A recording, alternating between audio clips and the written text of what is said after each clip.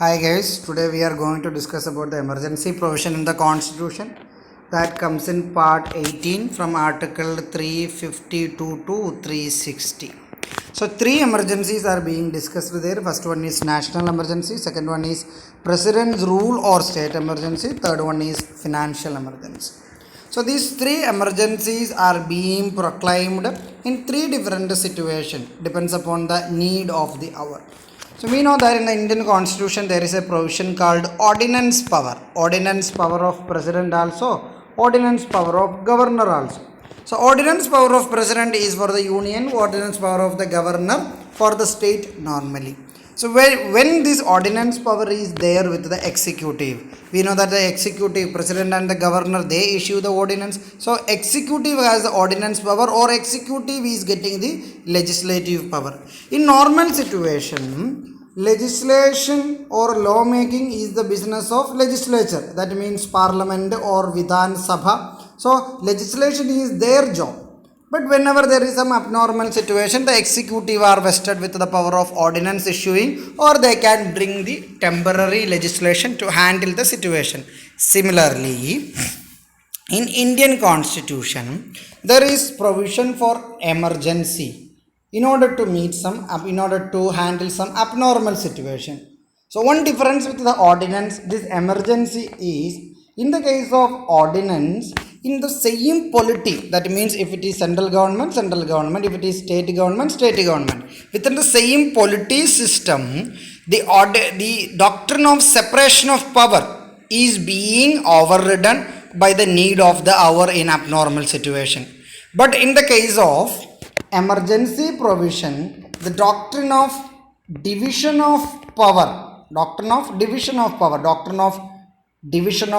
is between the center and the state. So doctrine of division of power is being overridden in the case of emergency situation, or in simple layman language we can say the normal federal system will be converted into or might be converted into a unitary type of system, or India will reflect more unitarian characteristics at that time than the federal characteristics. Okay, so let's come back to the topic.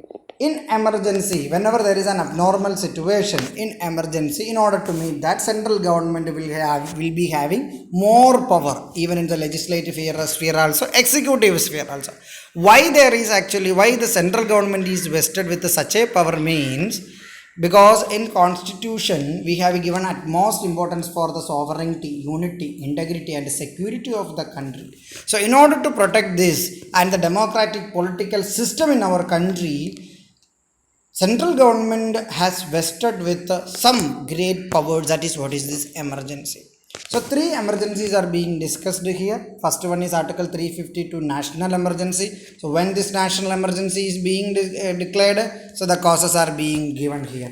It may be war, it may be external aggression, it may be armed rebellion. Three causes. Article 352, national emergency, proclamation of national emergency. Article 356 comes whenever there is a constitutional breakdown happens in the state, or the state administration is not able to carry it out as per the constitutional provisions. Third one is financial emergency, article 360. Whenever there is a financial stability or credit of India is threatened, central government will resort to financial emergency. So the first one we are discussing here, that is article 352, national emergency. So who is issuing? See, whenever we are studying this emergency, three emergencies, some keywords you need to remember, some keywords you need to focus. First one is, who is issuing this particular emergency? Which constitutional article discuss that? What is its legislature? What is the role of legislature in that? What is the lifetime of particular emergency, that particular emergency order? What is the life of that? Who can revoke that? And what is the impact of bringing such a emergency? So what kind of impact we are going to face, even in the center-state relation also, even in the fundamental rights perspective also, or anything else. So here, article 352, national emergency, let's speed it up. First one, Who is proclaiming that? President is proclaiming that. What are the grounds of proclamation? 3 grounds: war, external aggression, armed rebellion. So war and external aggression, those 2 grounds, emergency declaration, we consider it as external emergency.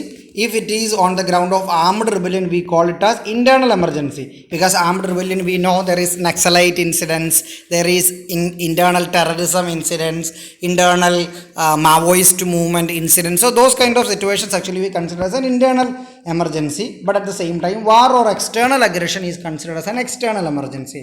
And keep in mind, 2 combination is possible. One is actual occurrence of that, second one is imminent danger of that. That means even before the occurrence of war itself, emergency, national emergency on the ground of war can be proclaimed by the president. Now next one, what is the role of legislature or the parliament? See, in the case of emergency powers, there is no role with the state government or state legislature. It is only rest with the central government. So emergency proclamation, emergency power is only with the president. Governor is not enjoying any emergency powers. And whenever the emergency is imposed, central government is becoming more and more powerful rather than the state government. So keep that in mind.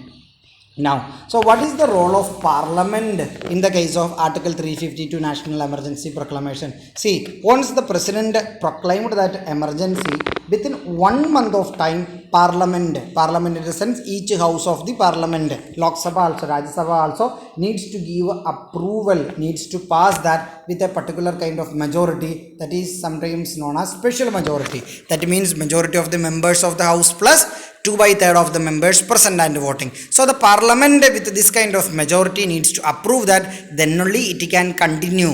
This national emergency can continue. How long it can continue? It can continue up to 6 months. So every 6 months, a continuing resolution or as a resolution for the continuance of the proclamation of the emergency need to be done. Otherwise, that particular emergency order is ceased to exist. So 6 months is the normal validity, but it can be extended to indefinite period of time by periodic approvals. Okay, but keep in mind, we know that the Lok Sabha is a temporary house. That means normally 5 years, or whenever the government loses its confidence of the house can be loses the confidence of the house, or loses of, and then the government may be toppled, no one else able to form the government. In those kind of situations, the house may be dissolved. So if the Lok Sabha is dissolved or its tenure over, there may be situation like Lok Sabha not existing at that time, because Lok Sabha is a temporary house. So in that condition, national emergency, if it needs to be continued, what is the option there? In that, Rajya Sabha within this 1 month duration should give approval, and it can continue. Whenever the Lok Sabha is reassembled, within 30 days of time, it should get the approval of the Lok Sabha. Otherwise, it will be ceased to exist. Okay. Now next, revocation of emergency. Who can revoke the emergency? President can revoke the emergency. So the proclamation of emergency, revocation means cancelling, withdrawing of emergency is by the president. Sometimes president, after issuing the proclamation, later president himself can revoke that. Means when the central government council of ministers give the advice to revoke that, president will do. Now, next situation. See, second situation is the power with the Lok Sabha. Lok Sabha is empowered here. What is this? But the president must revoke the proclamation if the Lok Sabha passes a resolution disapproving its continuation. Means its continuation is disapproved by the Lok Sabha by simple majority. So, in order to approve national emergency, it needs special majority. Here, in order to disapprove that, simple majority means more than 50% of the members present and voting. So in that case, disapproval happened, so president is bound to revoke that. If the house is in session, if the house is not in session, that is what is the next point says. If the house is in session, if quorum of the members means 1/10 of the members, 1/10 of the members of the house. So normally in the Lok Sabha it is 55. So when the quorum of the members give a particular request to the speaker, within 14 days of time, speaker should give actually a permission for conducting a special sitting in order to discuss that a particular revocation or particular disapproval of the continuation of the national emergency resolution. If the house is not in session, this particular quorum of the members will give that request to the president, and the president will schedule a special session. So if the house is in session, to the speaker; if the house is not in session, to the president, these members will give a request, a notice. So they are bound to hold a special session within 14 days of time. Is that okay? Next, what are the effects of the national emergency? Three perspectives we are studying the emergency effects. One is in the case of central state relation, or simply we can say what happens to the federalism. In reality, the federalism will become unitary. That is a simple explanation. Second one, what happens to the life of the Lok Sabha and the state assembly. So Lok Sabha and the state assembly, normally it is 5 years their tenure, but during emergency time it can be extended. Effect on the fundamental rights. Fundamental rights will be restricted. So easily you can keep in mind like this: effect on national emergency, center state relation, federal will become unitary, Lok Sabha state assembly tenure can be extended. Effect on fundamental rights will be restricted. So effect on center state relation. We know the center and the state relation can be studied under three groups. One is executive relation, second is legislative relation, third one is financial relation. So whatever power is there with the states during the national emergency time, they are not existing at all. We know that in the schedule 7 of Indian Constitution, three lists of subjects are there: union list, state list, concurrent list. State list is the list of subjects in that state are exclusively empowered to make laws, and the state executive can use its executive power, unbridled power, in the state list. Union has no role in the state list in the normal cases. Okay, but whenever there is national emergencies in place, this restriction disappear. That means union is empowered to legislate, to use its executive power in three list of subjects. That means union list also, state list also, concurrent list also. Financial relation also, union will be having actually at most importance and powers. It can decide what way the fund is being disbursed among them, what way it need not to be. Okay, second one, life of the Lok Sabha and the state assembly. It can be extended beyond the normal 5 year, 1 year at a time. That means 5 can make 6, 6 can make 7, 7 plus 1, 8, like that. So a special resolution needs to be passed during the national emergency time. What are the impact on the fundamental rights? Two articles are discussing about the effect of national emergency on the fundamental rights. That is article 358 and 359. 358 discuss about restrictions on article 19, means right to freedom, 6 set of rights in that. And 359 says about the rest. 359 says about the rest of the fundamental rights. That means part 3 start from 12 to 35. In that we have fundamental rights from 14 to 32. So other than 19, the rest of the articles restrictions during national emergency is discussed in article 359. Keep in mind, prelims, this question is expected. Article 358, 359 can be asked, could be asked. So very careful about that. Let's look into more detail of that. So article 19 restriction are being mentioned in 358. It says that whenever the national emergency is declared on the ground of war or external aggression, simply external emergency, article 19 is automatically suspended. So fundamental right article 19 is automatically suspended during national emergency on the ground of war or external aggression. So there is no separate order required for that. So whenever the emergency ceases to exist, article 19 is automatically revives.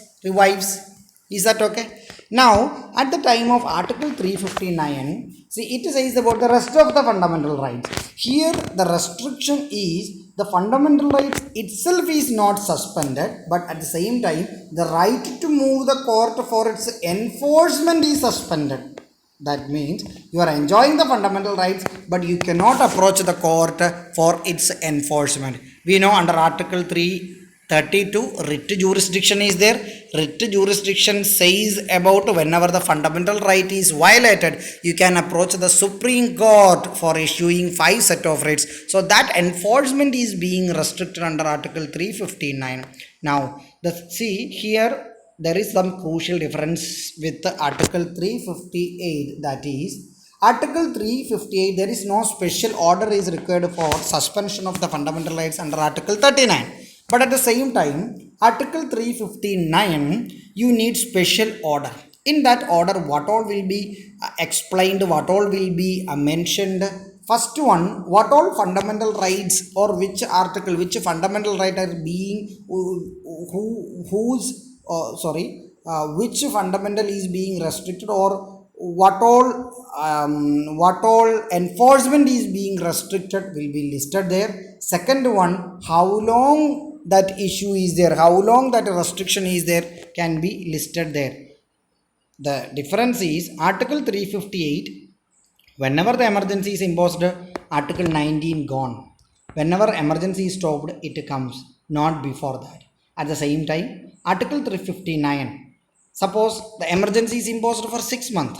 Okay, this fundamental right restriction under Article 22 maybe for 3 months, maybe for 2 months. So like that, it could be for shorter period. That is the last point.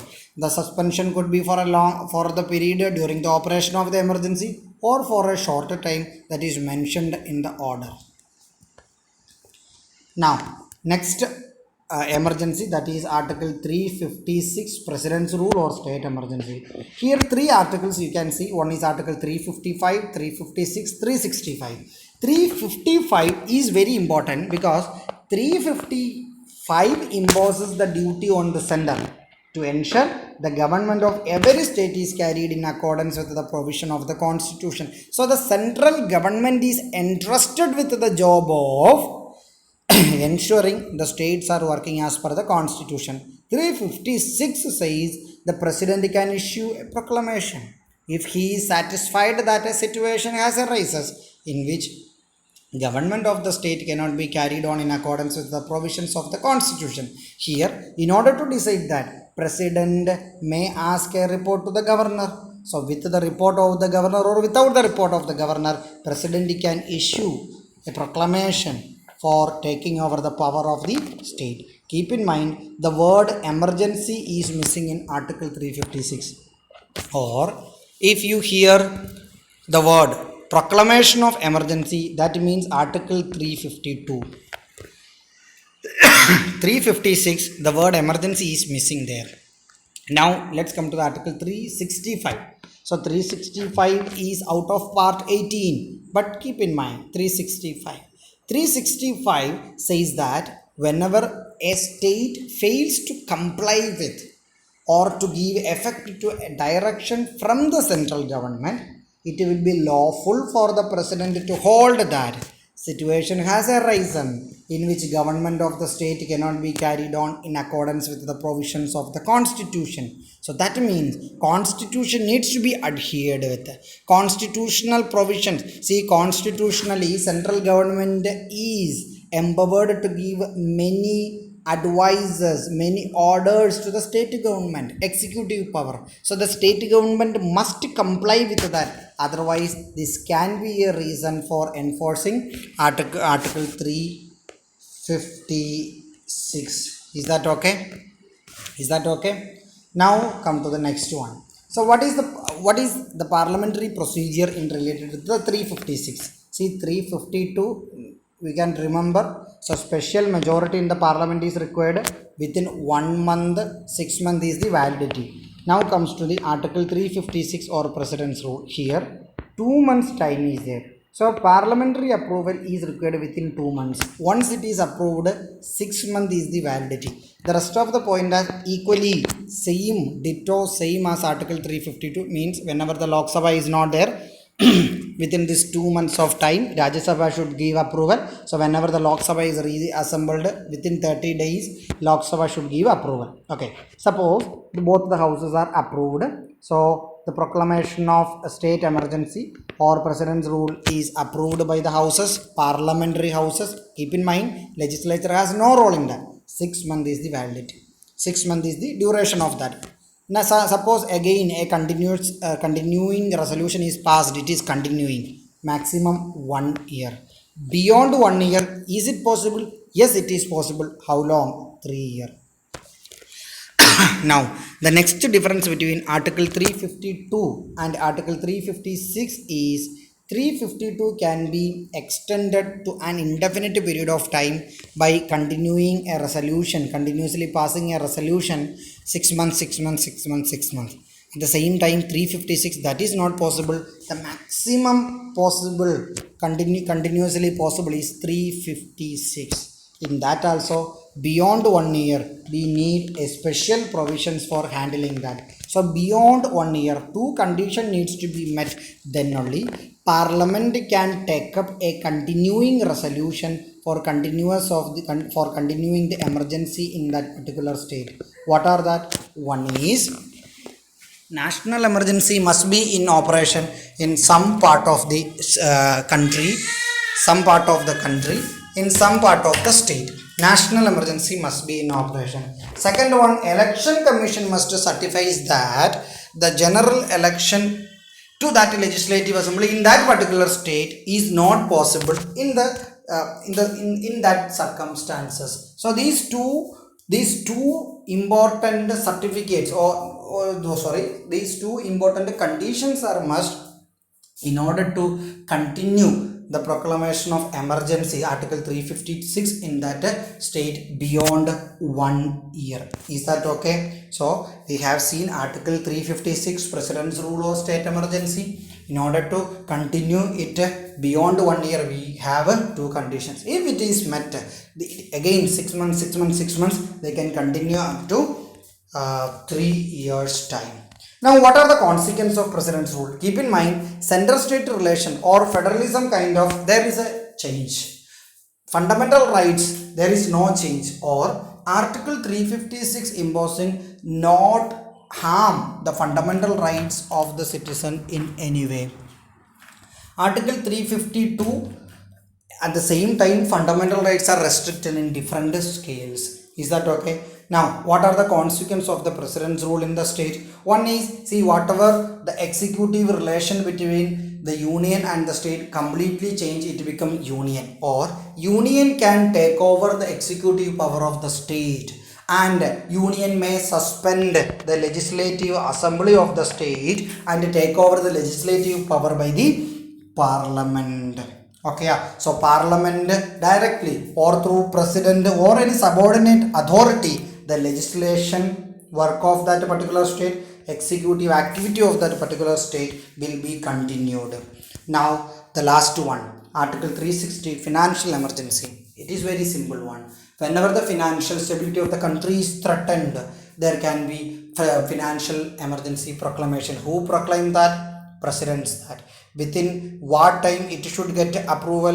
Within 2 months time it should get approval. See, Article 356 also, Article 360 also, in order to get the parliamentary approval, simple majority is sufficient. At the same time, Article 352, special majority is required. Is that okay? Now, there is a difference in Article 360. What is that? Once it is approved, it continues indefinitely. At the same time, 352 and 356, how it is? In the case of 352, 6 months, 6 months, 6 months, indefinite period of time. 356, 6 months, 6 months, after 1 year, two conditions, then 6 months, 6 months up to 3 years. So maximum 3 years. In the case of financial emergency, you can continue it indefinitely once it is approved. What are the effects? So financial relation, whatever the powers are rested with the states will be taken over by the union. That means even the money bill needs union approval. Even the budget needs union approval. Any grant, any amount the union spending on the state, union spending on the state can be controlled, can be curtailed, and it continues during that particular financial year, even though the emergency is revoked. So here also, in financial emergency also, president can revoke by a subsequent proclamation. Is that okay? See, one more point is there. See, the salaries of any post, anyone working under the government, either constitutional post or any other public services, it can be curtailed, it can be controlled during the financial emergency. We know that normally that is not possible. For example, judges, high court also, supreme court also, president, vice president, these post salary cannot be touched by the parliament in the normal circumstances, but whenever there is financial emergency, it is possible. So that's it. Article 352, 56, 60. I believe you have understood it all. Any doubt is there, ask me. So part 18, Indian Constitution, emergency provision is very important one. So who proclaimed that? President proclaimed that. Who revoked that? President revoked that. Only in the case of national emergency, there is a provision for Lok Sabha can ask the president to revoke that. 356, 360, nothing is there. Okay, thank you.